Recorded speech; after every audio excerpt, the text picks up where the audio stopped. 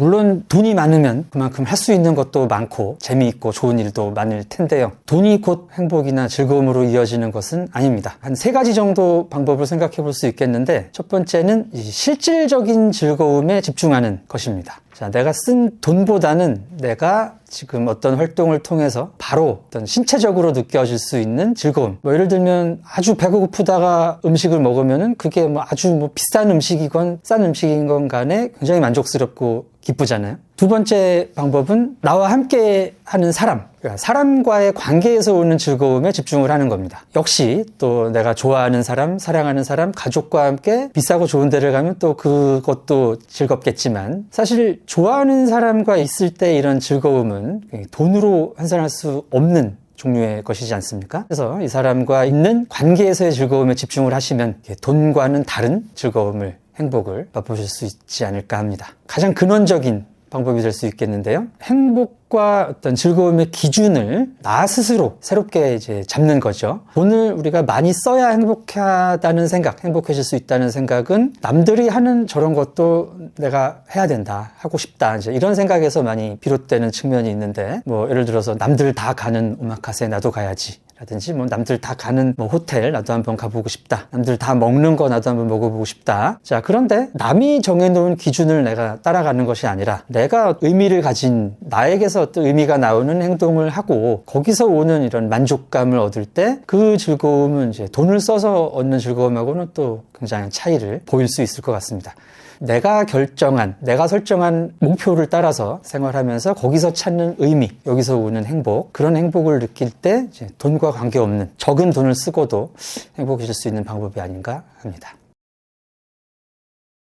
아이들이 지금 고등학생, 중학생 이렇게 됐는데, 얘네들하고 그냥 집에서 삐댈 때도 몸싸움 같은 거 하고 치고받고 이런 장난을 칠 때도 있거든요. 애들이 많이 컸는데도 아직 그럴 때도 아이들이 사춘기 들었는데 아직도 아빠를 좋아하는구나, 이런 느낌이 들 때 굉장히 행복하고, 또 얘네들하고 저녁 때, 밤에 애들 공부하다가 사발면을 먹어요. 꼭 9시 반, 10시 이때쯤에 하나씩 먹는데 같이 먹으면서 그날 있었던 얘기하고, 그런 아이들과 함께하는, 소중한 사람들과 함께하는 즐거움이 저는 큰 것 같습니다. 비교적 적은 돈을 쓰시면서 이 돈값 이상의 행복을 얻으실 수 있는 방법으로는 가장 효용이 큰 시점에서의 소비가 되겠죠. 굉장히 목이 마를 때 사 먹는 음료수, 굉장히 배가 고플 때 사 먹는 소박한 식단, 이런 게 효용성 있는 소비가 될 수 있을 것 같고요. 두 번째로 좋은 방법은 사람들의 행복의 상당한 부분이 관계에서 온다고 말씀을 드렸는데, 이런 관계를 돈독하게 만드는 자리에서의 소비죠. 그래서 내가 정말 친한 친구들과 술자리를 한번 갖는다든지, 가족과 소소한 크지 않은 외식을 한번 한다든지,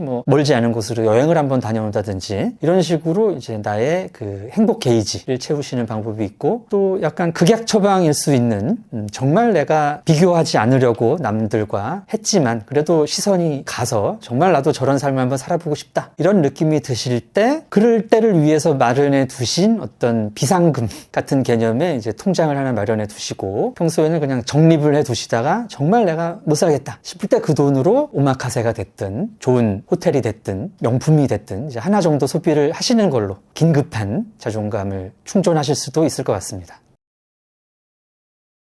돈과 행복의 관계에 대해서 많은 사람들이 연구를 했었는데, 과거 어느 시점까지는 어느 정도 이상의 돈이 있으면 사람들이 더 행복해지지 않는다, 이런 생각이 많이 있었죠. 경제학 쪽에 이스털린의 법칙이라는 게 있는데, 당시 연구를 하기로 국민소득 몇만 불 이상이면은 행복이 더 이상 늘어나지 않는다, 이런 결과가 있었어요. 그리고 그 액수가 $2만 수준이었거든요. 근데 지금 돈으로 환산하면은 3천만 원도 안 되는 돈인데, 그 정도 돈이 있으면은 사람들이 더 행복해지지 않을까?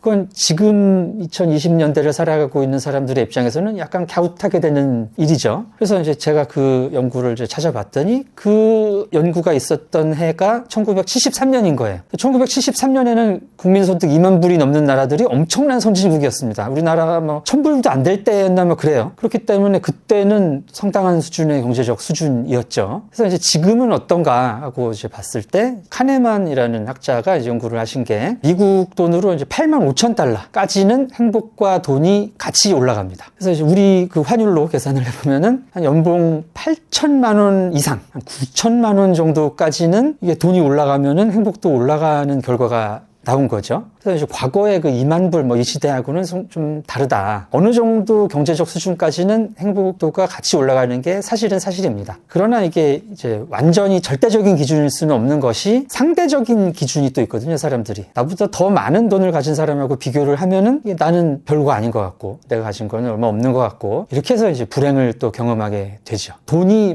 행복에 절대적으로 1대1로 대응하는 것은 아니다. 일단 그렇게 말씀드릴 수 있지만, 그래도 어느 정도 내가 만족할 수 있는 수준까지는 돈을 버셔도 된다. 정리할 수 있을 것 같습니다.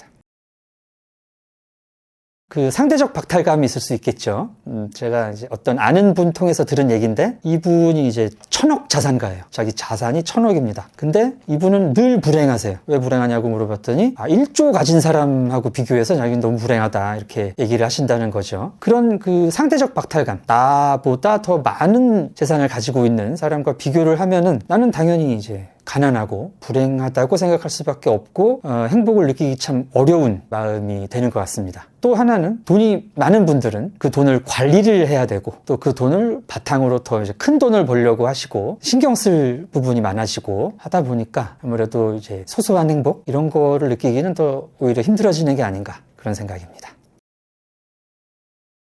문화 심리학을 하는 사람으로서 이제 한국 사람들이 불행감을 느끼기 쉬운 이유가 일단 이제 심리적인 기준이 되게 높게 설정돼 있기 때문이거든요. 그러니까 한국 사람들은 세계 여러 나라 사람들이 하는 얘기도 그렇고 기준이 상당히 높습니다. 그래서 그 기준에 내가 도달하지 못하는 상태일 때는 늘 거의 불행감을 느끼게 되죠. 그래서 이제 이런 분들은 그 기준이 도달할 때까지 행복을 느낄 수 없느냐? 그건 아니고 그런 분들이 행복을 느낄 수 있는 방법이 몇 가지 있긴 합니다. 혹시 이제 관심이 있는 분들은 이 책을 참조하시면 구체적인 방법을 공부하실 수 있을 것 같고요. 지금 이제 짧게 간단하게 말씀을 드려보면 기준이 높다는 것은 내가 삶에 있어서의 기준이 높다는 것은 그 기준에 도달할 시점이 상당히 뒤라는 것을 의미할 수 있습니다. 한국인들은 내가 40억 이상이 있어야 부자라고 생각을 하거든요. 보통 이제 다른 나라 사람들, 미국 사람들을 대상으로 한 조사에서는 한 20억대 초반, 3, 4억 정도면은 나는 부자다라고 생각을 하는데 한국인들은 한 40억은 넘어야 된다. 한 46억 정도 됩니다.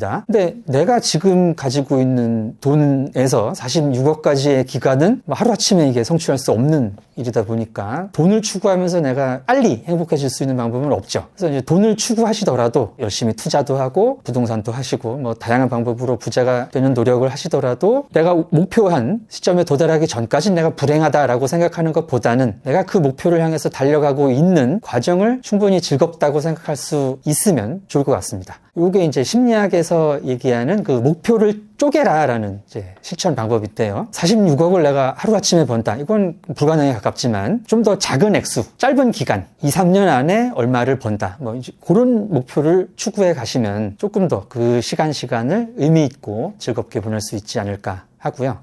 또 한 가지 방법은 내가 할 수 있는 일을 늘리는 겁니다. 어떤 목표든 간에 돈이건 돈이 아니건 간에 그 목표를 이루는 방법은 생각보다 지금 당장 할 수 있는 일은 많이 없어요. 근데 그 목표가 달성이 되지 않는다는 이유로 그게 달성될 때까지 전전긍긍 노심초사 할 수는 없는 거거든요. 그래서 목표가 어떤 목표이건 간에 지금 내가 할 수 있는 일을 돌아보고 여기에 좀 집중하는 마음의 습관을 갖자는 거죠. 20년 후에 내가 부자가 되더라도 그동안에 나는 나의 가족하고 또는 내 가까운 친구들하고 이 관계도 상당히 중요하고 내가 다니는 직장에서의 내 해야 될 일도 중요하고 또 개인적인 목표 나는 어떤 사람이 되겠다 돈 말고도 좀 스스로를 돌아보고 생각을 할 수 있는 시간도 갖고 40몇 억이 없기 때문에 나는 지금 불행해가 아니라 나는 오늘도 충실한 삶을 살았기 때문에 오늘은 의미 있었어 난 행복했다 이렇게 하루하루를 정리하실 수 있는 습관 이게 중요할 것 같습니다.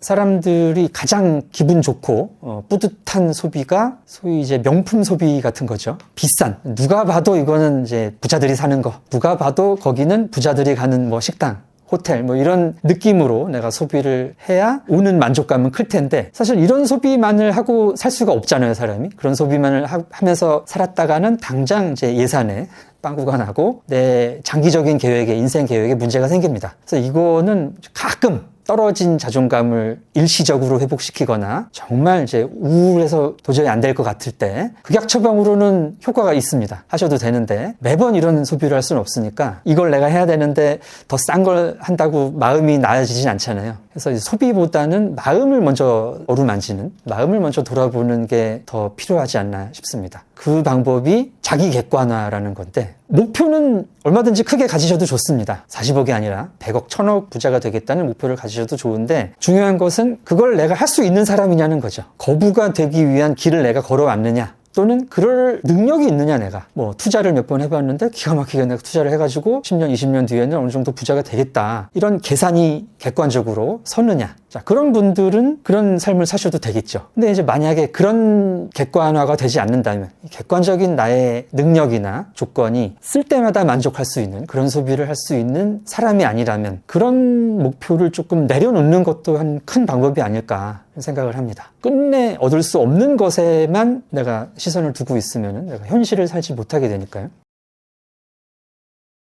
사실 제일 제가 드리고 싶은 궁극적인 말씀은 제 삶의 기준에 대한 말씀인데요. 행복이라는 것은, 특히 이제 물질적인 조건에서 오는 행복이라는 것은 타인의 기준을 우리가 무의식적으로 따르게 됩니다. 남들이 이제 이 정도는 살아야지, 이 정도는 하고 누리고 살아야지 하는 그런 기준과 사실 나의 목표, 나의 삶의 의미하고는 일치를 하지 않을 수도 있거든요. 자, 그럴 때는 내가 굳이 그런 목표를 따르는 것이 내 행복과 직접적으로 연결되는 것이 아닙니다. 그래서 그런 기준이 타인에게 있는 삶은 나를 오히려 불행하게 할 뿐이죠. 그래서 궁극적으로 내가 부자가 왜 되어야 되느냐부터 한번 생각해 보실 필요가 있고, 부자가 되는 것이, 돈을 많이 벌어서 행복하게 사는 것이 나의 삶의 의미라면 그 길을 충실하게, 어떤 어려움이 있으시더라도 이겨내실 수 있는, 추구하실 수 있는 여러분이 되시면 좋겠고요.